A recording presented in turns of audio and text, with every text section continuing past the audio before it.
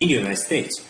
So the starting point is going to the US Bureau of Labor Statistics homepage. Just Google BLS, right? From this homepage, you already know Consumer Price Index, our last topic.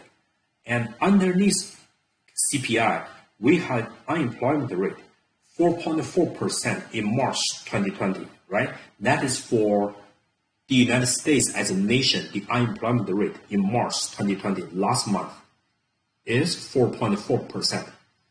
And by common sense, we would expect the unemployment rate to rise sharply in April 2020 due to the current coronavirus pandemic. Okay, so here you see this symbol, right? Let me open it. And we can see from the graph, unemployment rate is a time series data. So we have January 2010 all the way to January 2020. Remember, unemployment rate is calculated by the US federal government every month. So unemployment rate is a monthly data. And age, remember the starting point. You must be at least 16 years and older, right? So that's why you see there's an age group. So over the past 10 years in the United States, on average, the unemployment rate has been falling from roughly 10% back in January 2010 to now roughly 4%. And we should expect this number to rise sharply for April and May due to the current coronavirus pandemic. Okay, so that's for the United States as a nation. We can also find the state and the local data. Let me go back to this homepage, right? Subjects, click subjects. We have state and local unemployment rates. Let me click this one. And here on the set line, you can see, so for example, in February 2020, the unemployment rate for Alabama, the state Alabama, is 2.7%. P just means it's preliminary.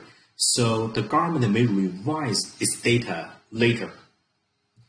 And the unemployment rate, the latest information for Texas, here is 3.5% in February 2020. So you can find out the state information. Let me open this part. And then we can see the unemployment information for Texas over the past 10 years from 2010 to 2020. You can, of course, customize. So for example, you can go all the way back to the year 1976. And just like the US national data over the past 10 years, right? The unemployment rate has been falling for the state of Texas. If you want to have a overview of the entire nation across states, right? It's better to take a look at the map. So let me go to here. For monthly data, we have statewide data. I want to take a look at the map. Let me open this part.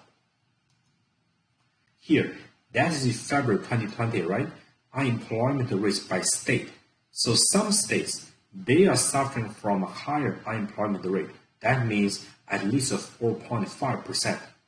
Arizona, New Mexico, Louisiana.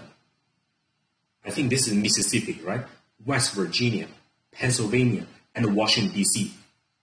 Alaska, those states, they report higher than U.S. average unemployment rate, 4.5% or higher.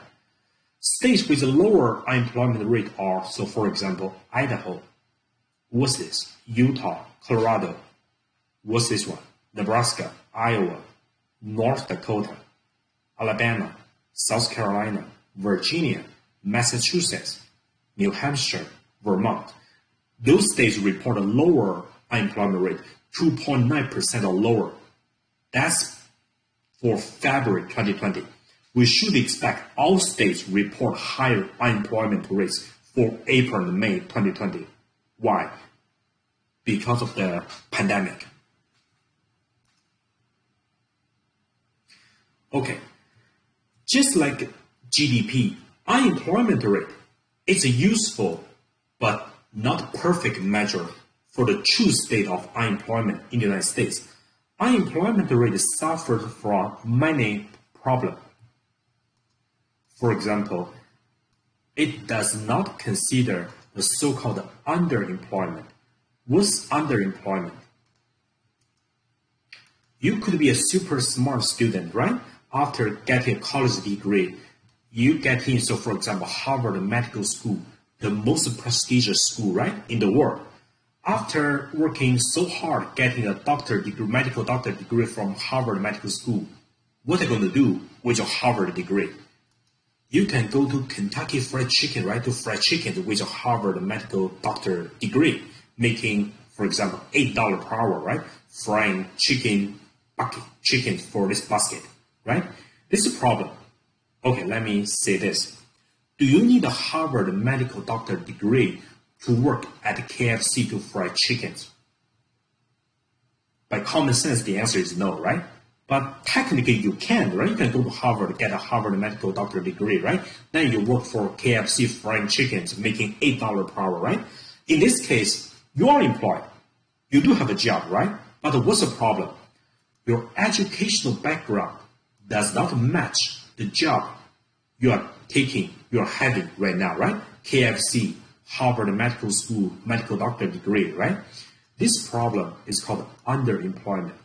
And the unemployment rate reported by the US federal government, 2.7%, 3.5%, right? They do not account for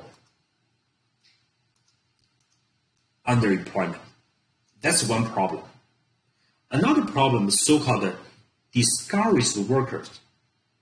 So some people, at the very beginning, they want a job, right? They were looking for jobs, but they may get frustrated. They just couldn't get the job, and eventually they quit the labor market, right? They stop looking for jobs. Instead, they apply for unemployment benefits. So they collect government welfare paychecks, stay at home watching football games, basketball games, right? So once those people, in reality, they don't have a job, but since they had quit looking for jobs, in this case, they become so-called discouraged workers. If those people who don't have a job, but they quit the labor market, they will be put into which category? They will be put in not in the labor force category. That means in reality, they are unemployed. But by the current US federal government standard, those people will be put in not in the labor force category. That means they will not be considered as what? Unemployed. So that's another problem with the unemployment rate reported by the US federal government. These numbers. Why? Because the unemployment rate does not consider discouraged workers. That means those people at the very beginning, they want a job and they were looking for a job, but eventually they quit. They stay at home, right? By collecting government welfare paycheck. In this case, they have left the job market because they are not in the labor force.